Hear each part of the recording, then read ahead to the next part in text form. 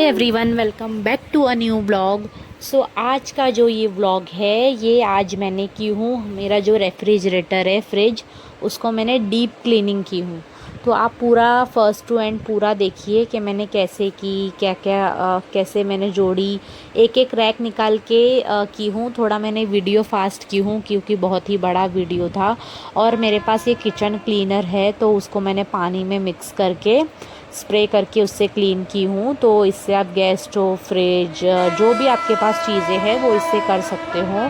तो काफ़ी टाइम गया था मुझे ये करने, बट ये काम करने के बाद बहुत ही अच्छा लगा और बहुत ही ज़्यादा डीप क्लीन हो गया फ्रिज, एक एक सामान निकाल के। और फ्रिज को कभी भी आप क्लीन करो तो आधे घंटे पहले उसको बंद कर दो, उसका मेन स्विच जो है वो ऑफ़ कर दो, और उसका जो बटन है, मतलब वो जहाँ पे प्लग लगा हुआ है, वो ऑफ़ कर दो। और फिर पूरा क्लीन होने के बाद, सामान वगैरह पूरा रखने के बाद, फिर बटन को ऑन करना है।